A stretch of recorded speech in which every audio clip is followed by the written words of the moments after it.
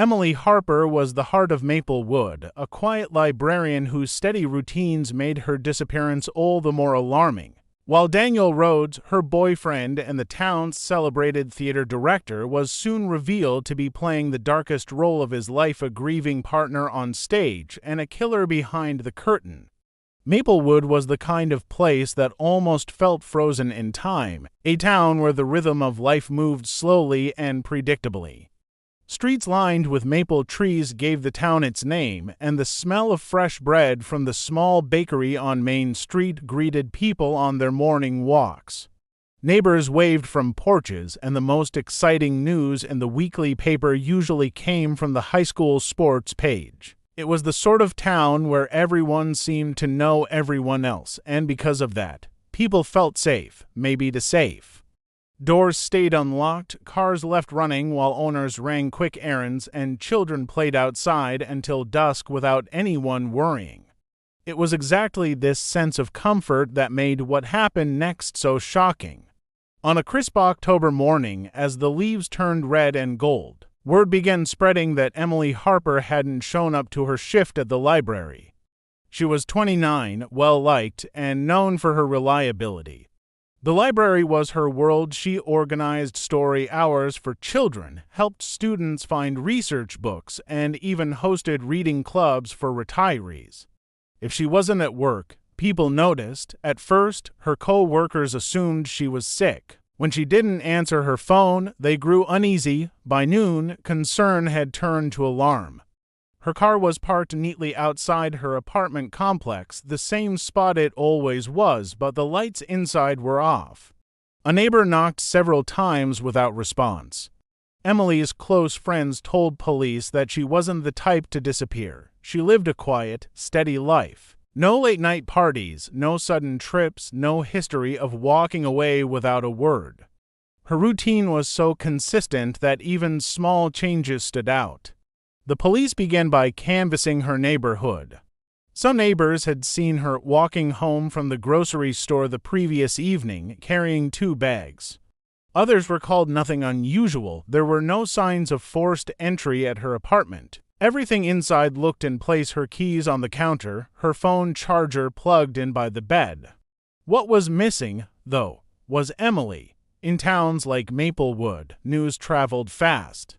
Within hours, posters went up around gas stations and diners. Volunteers formed search parties to comb through the woods and trails that Emily loved to hike. Dogs were brought in, following faint scents along the riverbank before losing the trail. Some believed she had gotten lost, though that seemed unlikely. Emily knew those paths better than most. Others feared a darker possibility, one that no one wanted to say aloud. Detectives treated the case with urgency. They interviewed friends, co-workers, and her boyfriend. They pulled security footage from nearby shops and gas stations, hoping to catch a glimpse of her movements. Days passed with no answers. The longer she remained missing, the heavier the mood became. The once bright town carried an air of dread. Parents kept children close, doors were suddenly locked at night, and conversations grew hushed. Maplewood was no longer the same. A shadow had fallen, and it centered on the unanswered question, where was Emily Harper? 10 days after Emily Harper was first reported missing, hope in Maplewood had nearly faded. The search parties had grown smaller, the posters around town had begun to curl at the edges, and the once energetic volunteers now walked slower, drained by the weight of uncertainty. It was on a gray morning, under a low sky heavy with clouds, that a group of hikers wandering just outside town stumbled across something that would change the investigation completely. At first, they noticed what looked like a pile of branches unnaturally arranged along a shallow creek. The water moved sluggishly around the debris, and as they looked closer, a flash of pale skin emerged beneath the covering. Shock rippled through the group. The search was over, but not in the way anyone had hoped. Police quickly secured the area. The discovery confirmed everyone's worst fears. Emily was gone. Her body lay partially submerged, hidden under leaves and sticks that seemed deliberately placed. This wasn't the result of an accident or a random fall. Someone had gone out of their way to conceal her as if buying time. The scene felt disturbingly staged, not chaotic or rushed, but carefully arranged. That detail alone told detectives this was no careless act. The first thing investigators noticed was what was missing. Her wrist, where she always wore a simple silver watch, was bare. Friends later confirmed she never left home without it. Strangely, though, her phone was still tucked inside her jacket pocket, as if forgotten or intentionally left behind. Detectives found that unusual. If the killer had wanted to make her vanish without a trace, why not remove all personal belongings? The choice to leave her phone but take her watch suggested a deliberate decision, one that didn't quite add up. More puzzling still was Emily's appearance. Despite being in the creek for days, traces of makeup still clung to her skin, lip color slightly smudged, foundation streaked by water. It seemed freshly applied before her death, and friends later explained that Emily rarely wore much makeup at all. This detail unsettled the investigators. It didn't fit with her usual habits, and it raised a disturbing question: had someone painted this image onto her before leaving her body in the water? The medical examiner's report deepened the mystery. Emily had not drowned, as some first assumed. She had been strangled, her air taken from her long before the creek ever touched her. The water was nothing more than a cover, a place to hide her, not the cause of her death. That discovery eliminated any lingering thought of an accident. Someone had intentionally killed her, then attempted to disguise the truth with a dramatic arrangement of setting and details. For the residents of Maplewood, the revelation was devastating. The town's worst fear had become reality, and whispers of a murderer in their midst spread like wildfire. For detectives, the crime scene was both horrifying and fascinating. It carried the fingerprints of someone who thought themselves clever, someone who believed they could stage a scene convincing enough to mislead. Yet, in those very touches, the hidden body, the missing watch, the strangely applied makeup lay the first signs of the killer's mistakes. The investigation was no longer about finding Emily. Now it was about exposing the person who thought they could bury the truth beneath leaves and water. As the news of Emily's body being found settled over Maplewood, investigators shifted focus from search efforts to uncovering who could have done something so deliberate. Naturally, attention turned first to those closest to her. Among them, her boyfriend Daniel Rhodes stood out almost immediately. Daniel wasn't just known as Emily's partner, he was also a familiar figure in town.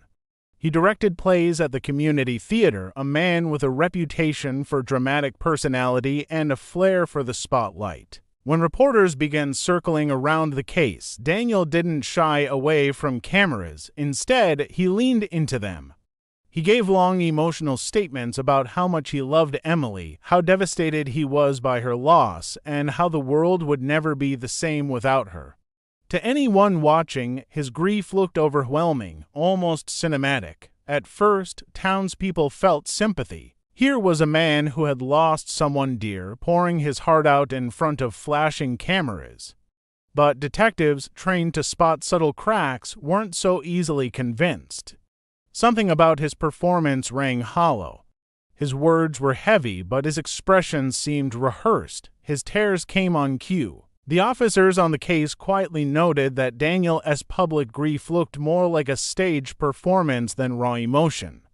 Still, suspicion alone wasn't enough. Investigators needed proof, and Daniel's alibi presented a challenge. On the night Emily disappeared, he was not at home or unaccounted for. He was at the town theater, directing a rehearsal. Several actors confirmed his presence, saying they remembered him giving instructions, adjusting props, and correcting their lines. On paper, it seemed airtight. How could he be involved in Emily's disappearance if he spent the evening surrounded by witnesses? The detectives, however, weren't ready to let the alibi close the door. They began studying the timeline more carefully. Rehearsals often stretched late into the night, and in Daniel's case, it was no different. But what caught their attention was the rhythm of the evening. Actors explained that Daniel sometimes left during rehearsals, usually to grab a coffee or take a short break. He had done it so often that no one thought much of it. On the night Emily vanished, Daniel had briefly stepped away, though no one could remember exactly how long. That small window of unaccounted time became critical. Investigators also dug into Emily and Daniel's relationship. While friends described Emily as warm and dependable, stories about Daniel painted him as controlling at times, obsessed with image and reputation. The theater was his pride, and many said he thrived on attention. To him, life itself seemed like a performance, and keeping up appearances was everything. Detectives began to wonder if that same obsession had played a role in Emily's fate.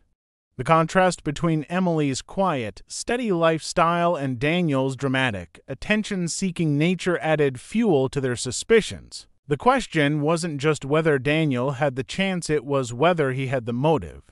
And as details emerged, the possibility that he could have slipped away from rehearsal, even for less than an hour, suddenly didn't seem so far-fetched. What looked at first like a perfect alibi might have been nothing more than another performance crafted by a man who believed he could outwit everyone watching. Detectives knew they couldn't rely on impressions alone, so they dug deeper into Daniel Rhodes' movements on the night Emily vanished. What they found quickly began unraveling the picture he had painted. Using traffic cameras placed along the outskirts of town, investigators pieced together a timeline. At exactly 8:47 p.m., Daniel's car was caught on footage traveling down a narrow road that led directly toward the creek where Emily's body was later discovered. The sighting lasted only a few seconds, but it was enough to cast serious doubt on his story. If he had been at the theater continuously, as he implied, his vehicle shouldn't have been anywhere near that stretch of road. The timing of his absence aligned almost perfectly. Witnesses from rehearsal admitted he had stepped away, saying he was gone for about half an hour, maybe a little more. At the time, no one questioned it. He often slipped out during practices, usually claiming he needed caffeine or air. But now, with Emily's death hanging over the investigation, that short break took on a far more sinister tone. A drive from the theater to the creek and back would have fit neatly inside that window. When detectives pressed Daniel, he stuck to his story. He insisted he had only gone for coffee. Yet, when they checked local shops, no one remembered serving him that night. Surveillance footage from nearby cafes showed no trace of his presence. Piece by piece, the cracks widened. The most damning evidence, however, didn't come from cameras or alibis. It came from his own car. During a routine search, investigators lifted the trunk's carpet liner and uncovered faint traces of residue.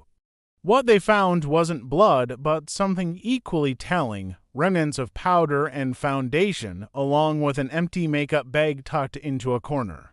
Emily's fingerprints were discovered on its surface. To anyone else, it might have seemed insignificant, but detectives immediately connected it to the disturbing details of her body. The makeup smeared across her face now carried meaning. It hadn't been applied by Emily herself, it had been painted onto her as part of an elaborate cover-up. The realization was chilling. Daniel hadn't simply tried to hide her body. He had staged her appearance, making it look as though she had prepared to go somewhere willingly. Perhaps he thought the sight of makeup would push investigators to assume she had plans that night, maybe a party or a date, and that she vanished on her own. But the effort was too deliberate, too artificial.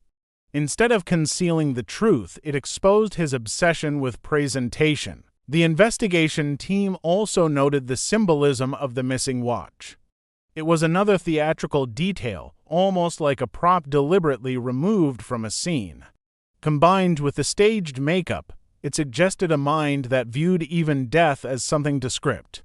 Rather than erase evidence, Daniel had unknowingly left a trail of clues that revealed exactly how he thought. The more detectives studied the evidence, the clearer the picture became. Daniel's alibi was no longer a shield.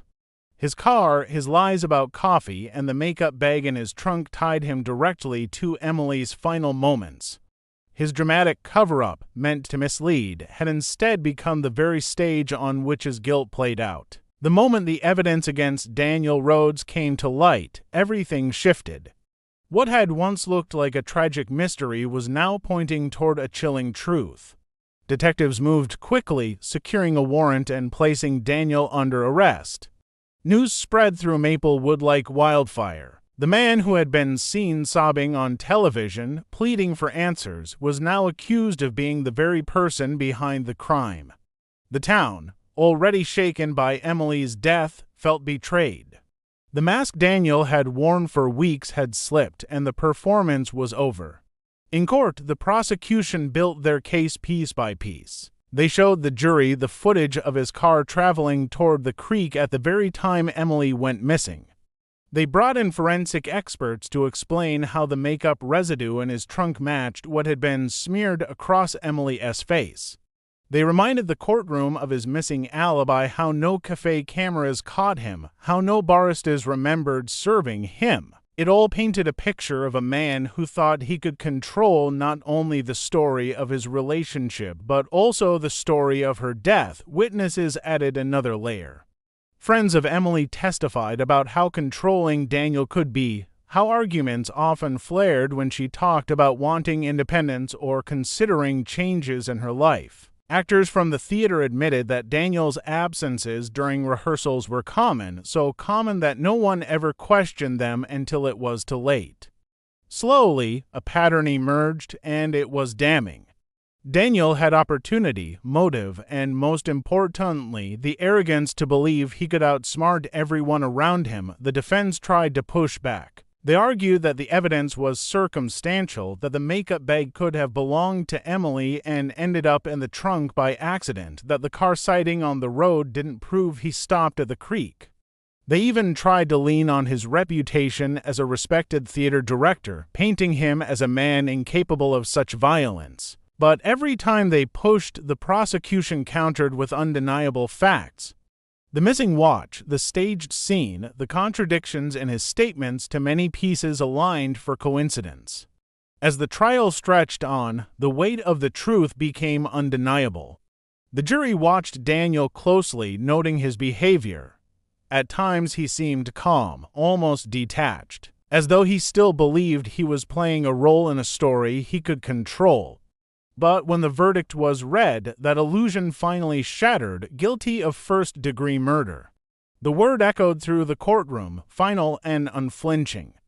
Daniel was sentenced to life in prison, his days of directing and performing replaced by the cold monotony of a cell. For the town of Maplewood, the conclusion brought a strange mix of relief and sorrow. Justice had been served, but the loss of Emily Harper remained. People continued to visit the library she once loved, leaving flowers and handwritten notes in her memory. The theater where Daniel once thrived now stood as a reminder of how appearances can deceive. Maplewood would never return to the innocence it once knew, but it had learned that no performance, no matter how dramatic, could ever conceal the truth from determined eyes.